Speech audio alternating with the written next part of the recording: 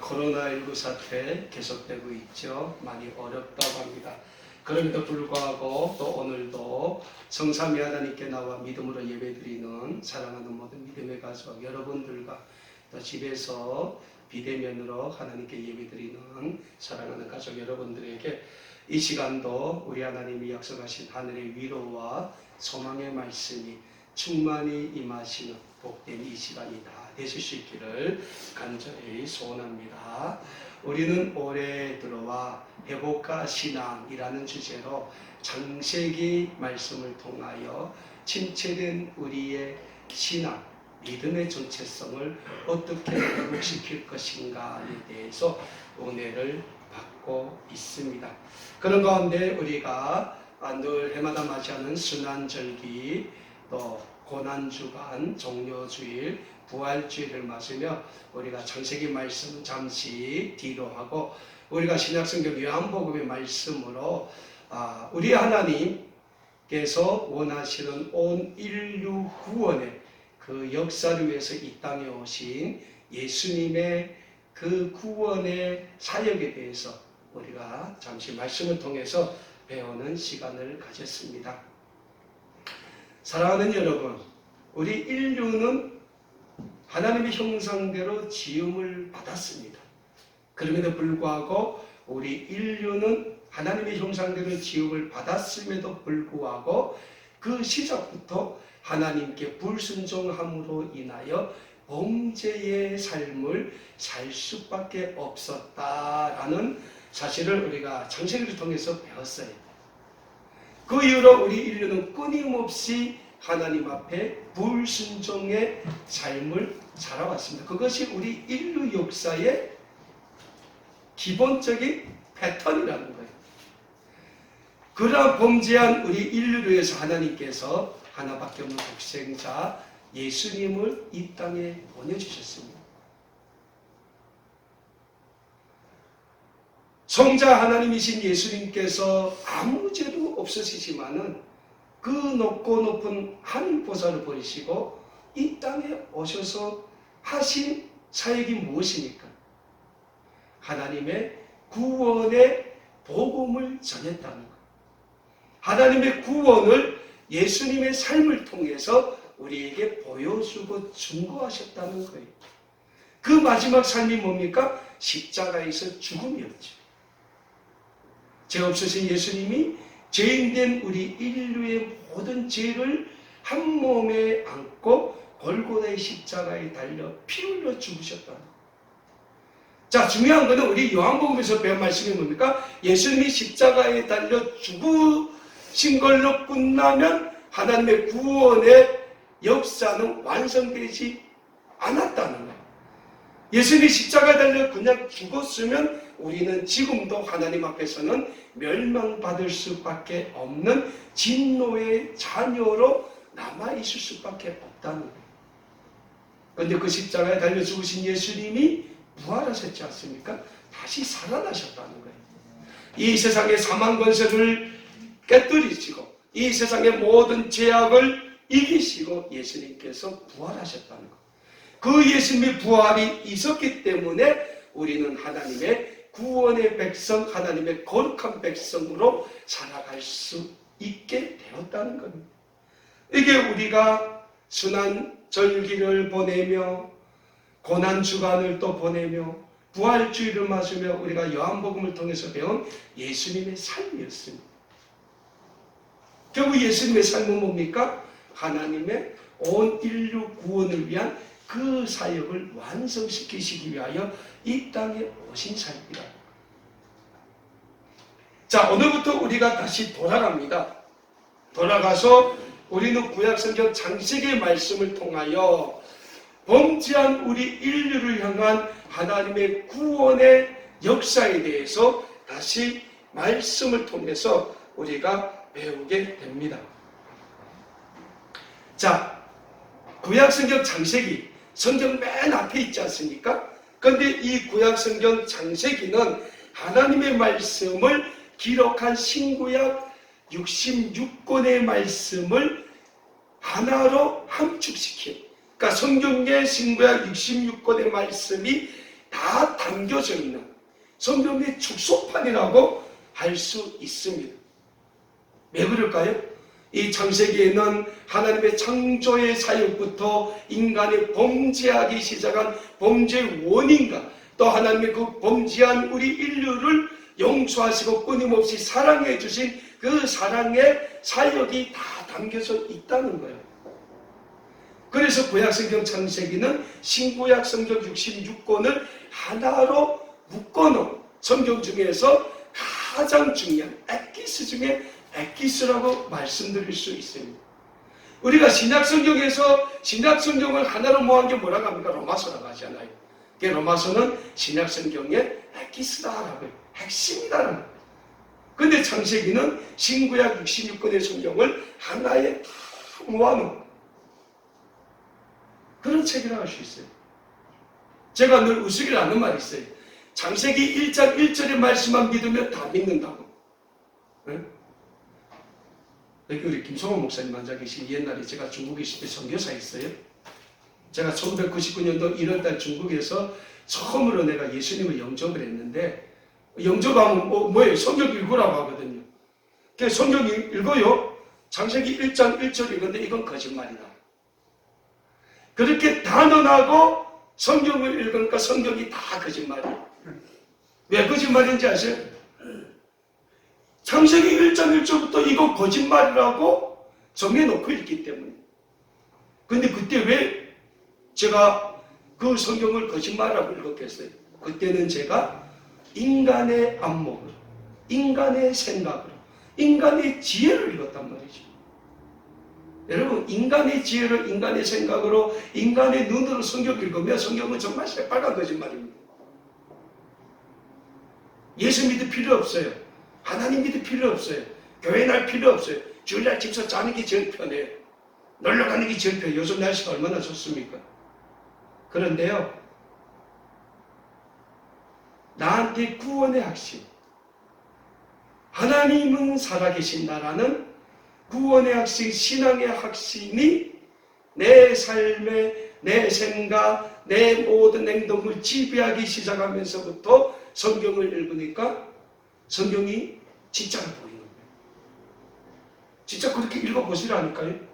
네?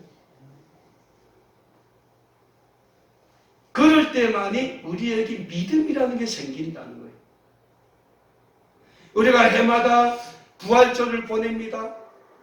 왜 보냅니까? 어떤 사람이 그래요. 아니 예수님이 2000년 전에 나를 위해서 죽었는데 왜 해마다 순환절기가 있고 왜 해마다 고난주간이 있고 왜 성금요일은 굶으라고 하고 배고파 죽겠는데 왜 부활절은 해마다 쉬고 왜 이러냐고 그래요. 근데 분명한 사실은 성경을 믿으면 나한테 무슨 생각이 드는지 알아요? 나는 죄인이다. 나는 하나님 앞에 어쩔 수 없이 죄인으로 나설 수밖에 없는 연약한 존재다라는 생각이 든다는 거예요. 여러분, 예수님이 2000년 전에 죽었습니다. 십자가에 달려 분명히 죽었어요. 부활했어요. 그렇다고 우리가 오늘날 우리가 지금 이 세상을 사는데 그러면 우리는 의인으로 삽니까? 아니라는 거예요. 우리는 죄인이라는 거예요. 여러분, 우리가 내일부터 또 일주일을 세상에서 사는데 세상에서 살면서 우리는 죄를 안 지을 것 같아요? 죄를 져요. 여기는 박 목사도 죄를 져요. 그러니까 우리 조수빈이 이래. 너 죄를 짓는다. 예.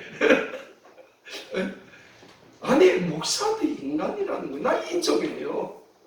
그래서 우리에게는 뭐가 필요합니까? 예수님의 십자가의 그 보혈의 은혜가 그래서 필요한 거예요.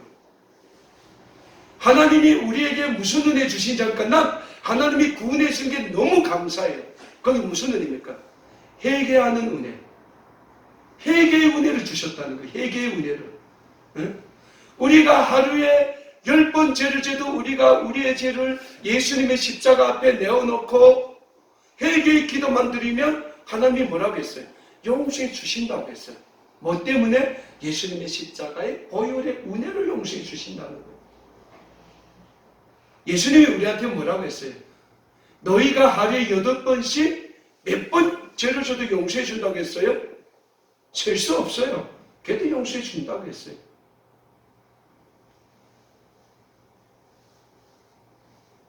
오늘 창세기도 같아요. 하나님이 아담과 하와를 창조할 때 얼마나 아름답게 창조했습니까? 아마 이 세상에 남자치고 제일 멋있었던 사람은 아담이었을 거예요. 근데 죄를 졌잖아요. 죄를 졌어요. 그래서 아담은 에덴 동산에서 추방됐어요.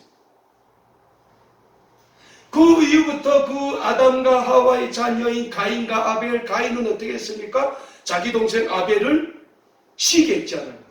아니 나도 하나님한테 제물을 드렸는데 왜 하나님이 내 제물은 안 받고 가인이 아벨이 제물만 받는 이 기분 나쁘다는 거예요. 그 가인이 어떻게 해서 자기 동생 아벨을 쳐 죽였다는 거예요.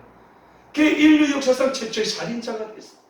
이후부터 인간의 역사는 끊임없이 죄의 역사, 불순종의 역사로 이어왔다는 거예요. 전쟁이 왜 생겼습니까? 인간의 탐욕이라는 거예요. 아마 인간이 탐욕이 없으면 죄도 안 지을 거예요. 탐욕이란 말이지. 그렇게 끊임없이 범죄하는 인간에게 하나님은 또 끊임없이 용서를 베푼다는 거예요. 그리고 끊임없이 우리 인간의 역사에서 하나님은 하나님의 거룩한 백성으로 쓰임받을 믿음의 백성들을 찾고 계신다는 거예요. 우리 성경에 가면 많은 믿음의 선진들에 대해서 기록하고 있지 않습니까? 근데요, 성경에 기록되어 있는 인물도 보면 딱 두 가지 부류예요. 첫 번째 부류는 뭡니까? 하나님 말씀에 절대적으로 순종했던 사람들. 그래서 하나님 앞에 믿음으로 쓰임받았던 사람들. 보편적인 사람 누굽니까? 에녹. 300년을 하나님과 동행했어요. 그래서 성경은 뭐라 합니까? 에녹은 하나님이 이 땅에서 죽음을 보지 않고 데려갔다고 했어요. 에녹은 안 죽었다는 거예요. 산채로 갔다는 거예요. 그런 사람 봤습니까? 저도 못 봤어요. 근데 성경에 있어요. 에녹이 그런 사람이랍니다. 그리고 또 산채로 올라간 사람들과 엘리야 선지자. 불병거 타고 그냥 올라갔잖아요. 있단 말이죠. 예수님은 죽었다 살았어요. 그랬단 말이죠. 근데 또 두 번째 어떤 사람들이 있습니까? 끊임없이 하나님한테 불순종했던 사람들. 보편적인 사람 누굽니까? 많은 사람. 사울은 누굽니까? 하나님으로부터 이스라엘의 왕으로 기름 부음을 받았지 않습니까? 왕이라 하나님의 종이라는 거예요. 근데 그 사울이 하나님 앞에 끊임없이 범죄했잖아요. 다윗을 얼마나 시기했어요. 죽이려고 얼마나 그랬어요. 결국 사울 왕이 어떻게 죽었습니까? 블레셋과의 전쟁에서 자기 아들들과 함께 비참하게 죽었다는 거예요. 이스라엘의 제사장 중에서 사무엘이라는 그 대제사장을 키워낸 엘리 제사장. 엘리 제사장은 본인은 정말 하나님 앞에 거룩하게 살았어요. 근데 자식들은 방탕하고 세속적인 삶을 살았다는 거예요. 그래서 엘리 제사장은 그 자식들 때문에 어떻게 죽었어요? 가다가 문지방에 다리 걸려서 넘어져서 목뼈가 부러져 죽었다. 하나님 앞에서는 제사장이고 왕도 없습니다. 하나님 말씀에 불순종하면 하나님은 무조건 심판을 하신다. 그렇다면 사랑하는 여러분, 우리의 삶은 어떤 삶이 되기를 원합니까? 여러분들은 어떤 삶이 되기를 원해요? 적어도 나는 첫 번째 사람들, 하나님 말씀에 순종함으로 인하여 하나님 앞에 마음껏 쓰임받았던 그런 신앙의 선진들처럼 살고 싶다는 거예요. 오늘 본문 말씀에 나오는 누굽니까? 아브라함이 그런 사람이에요. 아브라함이 어떤 사람입니까? 평범한 사람이에요. 갈대아 우르라는 데서 살던 데라라는 사람이 70세의 나이에 아브라함을 낳았어요. 아브라함이 몇 살 살았습니까? 이 세상에서 175세를 살았어요. 근데 적어도 아브라함이 하나님 앞에 부름을 받기 전에는 아브라함도 이 세상의 평범한 사람으로 살았다는 거예요. 그냥 이 세상의 사람들처럼 살았어요. 그런 아브라함을 어느 하나님께서 부르십니다.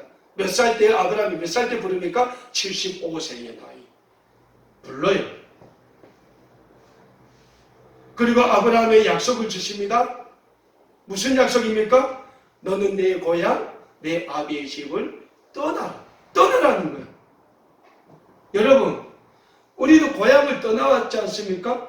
근데 우리가 고향을 떠날 때 우리가 쉽게 떠났습니까? 우리는 끊임없는 인간의 고뇌의 시간을 보내다가 떠났다는 거예요. 고향을 자기 한생이 깃들어 있는 그 고향을 떠나라면 누가 떠나겠습니까? 내 친구도 안 떠나요. 나는 뭐 고향 떠나기 싶어 떠났겠습니까? 어쩔 수 없이 떠났지. 근데 아브라함은 어떻게 했습니까? 하나님이 아브라함아 내 고향, 내 부모, 친척, 내 아비의 집을 떠나라니까 아브라함은 일말의 망설임도 없이 떠났다는 거예요. 떠났다는 거예요. 근데 조건부가 있어요. 하나님이 아브라함에게 네 고향을 떠나라 할 때 하나님께서는 아브라함에 약속을 주셨어요. 내가 내게 보여줄 땅으로 가라. 보여줄 땅, 근데 그 땅이 어딘지 보여 안 줘요. 그냥 가래. 근데 아브라함은 믿음으로 하나님의 말씀에 순종해서 떠났다는 거예요. 그래서 사랑하는 여러분, 우리 그리스도인들에게 있어서 우리 삶에 있어서 가장 중요한 게 뭡니까? 하나님의 말씀에 순종하는 삶이에요. 순종해야 돼, 순종. 죄는 둘째치고 죄는 어떻게 했어요? 인간이니까 죄인데 그래도 적어도 우리의 삶은 늘 하나님 앞에 하나님의 말씀 앞에 순종하는 삶을 살아야 된다. 근데 우리는 그 순종이 너무 힘들어요. 저도 힘들어요. 오직에서 성경에 순종이 제사보다 낫겠다고 했겠습니까? 그게 뭡니까? 죽는 것보다 낫다는 거예요. 순종 안에서 하나님 앞에 벌 받고 심판받는 것보다 순종하는 게 낫다는 거예요. 그래서 우리 그리스도인들에게 믿는 사람들에게 무엇보다 중요한 게 뭡니까? 순종이에요. 순종의 삶을 살다. 하나님은 아브라함이 믿음을 봤어요. 순종할 거라는 걸 봤다는 거예요. 그래서 아브라함의 축복의 약속을 줍니다. 뭐 줍니까? 응? 너 이름을 창대케 하겠다. 내 이름에 복을 주겠다는 거예요. 여러분, 아브라함의 원래 이름이 뭡니까? 아브람이에요. 아브람. 이게 히브리어로 말하면 갈대아 언어예요. 옛날 원시 언어인데 그 말로 하면 높은 아버지라는 거예요. 그러니까 대단한 사람이 70세 아브라함을 봤으니까 얼마나 그 아브라함이 크겠어요. 그래 너는 높은 아버지가 되라. 우리 가문에서 제일 높은 사람 되라고 해가지고 아브람이라고 했어요. 높은 사람. 근데 하나님이 99세, 아브라함이 99세 때 아브람이라는 이름을 줍니다. 이 아브람이라는 이름은 아브람이라는 이름에 히브리어로 해자, 히브리어로 해자가 있어요. 해자 하나를 더한 거예요. 그래서 아브람이 됐어요. 근데 이름이 어떻게 바뀌는지 압니까? 모든 민족의 아버지가 돼요. 큰 무리의 아버지, 모든 민족의 아버지가 된다는 거예요. 하나님이 그 약속을 하잖아요. 너로 인하여 모든 족속이 복을 받는다고 했어요. 그러면서 아브라함이 무슨 약속합니까? 너는 복이 될 것이다. 요 전에 성경 한글판 보면 너는 복의 근원이 될지라 이렇게 돼 있어요. 근데 개역개정판이 다시 번역하면서 너는 복이 될지라 했는데 너는 복의 근원이 된다고 했어요. 여러분 이게 얼마나 큰 축복입니까? 너를 축복하는 사람을 내가 축복하겠고 하나님 그리고 그 뒤에 뭐라고 합니까? 너를 저주하는 자를 내가 저주한다고 했어요. 어느 순간에 아브라함이 축복의 기준이 된 거예요. 그래서 그다음부터 우리가 아브라함을 뭐라고 합니까? 모든 민족의 아버지라고 하죠. 모든 믿는 사람들의 조상이다라는 거예요.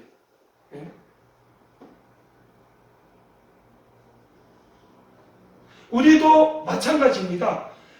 아브라함에게 주신 축복을 하나님은 오늘 우리에게 주시기를 원하고 계세요. 우리가 고향을 떠날 때 우리가 인간의 많은 고뇌의 시간을 보내다가 떠났지만은 여기까지 온 거 가만 보면 하나님의 축복이라는 거예요. 아브라함이 하나님의 말씀을 듣고 그 하란을 떠났지 않습니까? 하란을 떠나요. 자기와 함께 했던 모든 것, 자기 재산 다 가지고 떠나요. 아내 사레와 조카 롯과 함께 다 떠나요. 적어도 100명 이상은 됐을 거예요. 거기 그렇게 쉽겠습니까? 근데 떠났다는 거예요. 하나님이 가라고 하니까. 근데 어디로 가라니까? 내가 네게 보여줄 약속의 땅으로 가라니까 아브라함은 간다는 거예요. 우리도 마찬가지입니다. 하나님이 우리한테 야 박강일이 너 내가 보여줄 땅으로 가라면 나도 가야 돼. 물론 가겠지 모르겠어요. 왜? 연약하기 때문에. 근데 분명한 건 하나님은 갈 것을 요구한다는 거예요. 갈 때만이 하나님의 축복이 우리에게 임한다는 거예요. 사랑하는 여러분, 하나님은 우리를 통해서 우리 가정이 하나님의 축복을 받기를 원합니다. 우리의 모든 식구들이 우리를 통해서 하나님의 축복을 받기를 원한다는 거예요. 아브라함처럼. 하나님은 우리를 통해서 주님의 몸된 아름다운 꿈의 교회가 하나님의 축복을 받기를 원한다는 거예요. 하나님이 우리를 통해서 이 나라 대한민국이 축복받기를 원하고 우리를 통해서 두 번 우리의 고향, 우리의 부모, 형제, 자매들이 축복받기를 원한다는 거예요. 하나님이 아브라함에게 축복을 하겠다고 하죠. 너를 통해 모든 민족이 복을 받게 하겠다 하죠. 하나님의 복이라는 거예요. 하늘의 축복이라는 거예요. 오늘 우리도 마찬가지입니다. 하나님은 우리를 통해서 우리가 알고 있는 모든 사람들이 하나님의 거룩한 구원의 백성 되기를 원한다는 거예요. 복 받기를 원한다. 하나님의 축복 여러분 우리가 잘 알아야 돼요. 하나님의 축복이 그냥 이 세상의 물질의 축복이 아니에요. 물론 물질의 축복도 있을 거예요. 필요하면 하나님이 주시잖아요. 여러분 우리 아름다운 꿈의 교회 지금 6년째입니다. 여러분 생각에 이 교회가 지금까지 이렇게 올 수 있었다는 게 이게 놀랍지 않습니까? 저는 매번 저주 되면 놀라워요. 왜? 저주면 나가는 돈이 많지 않아요. 저주. 근데 놀랍다는 거예요. 우리 속사님 장로님 아까 잠깐 저하고 얘기하면서 군심 어려서 박 목사 이 교회 어떻게 운영해?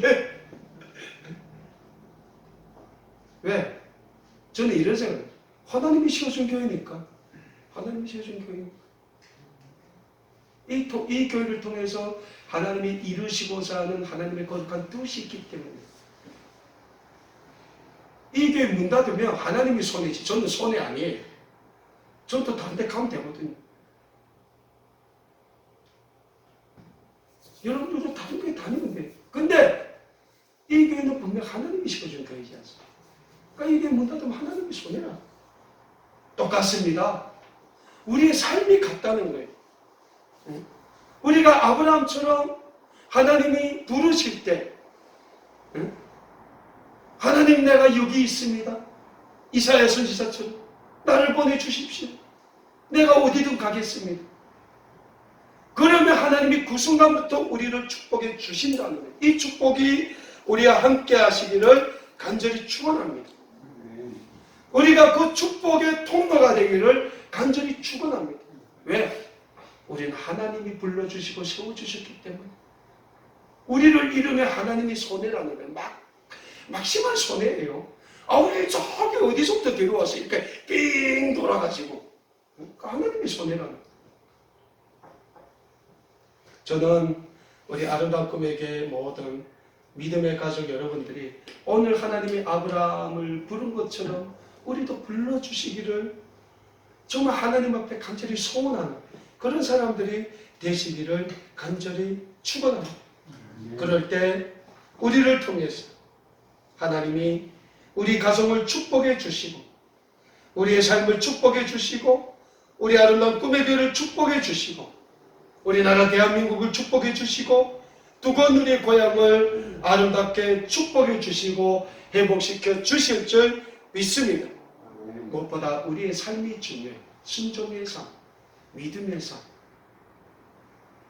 늘 말씀을 새기시고 다시 한 주간도 우리가 정말 하나님이 부르실 때 믿음으로 응답하고 갈 바를 알지 못하지만 하나님이 약속해 주신 그 축복의 땅으로 믿음으로 나갔던 아브라함과 같은 믿음의 삶, 아름다운 삶, 말씀에 순종하는 삶을 다 사심으로 인하여 우리를 통하여 이루시고자 하는 하나님의 축복의 그 아름다운 도구로 마음껏 쓰임받을 수 있는 귀한 믿음의 가정 여러분들 다 되실 수 있기를 우리 주님의 이름으로 간절히 소원합니다. 기도하겠습니다.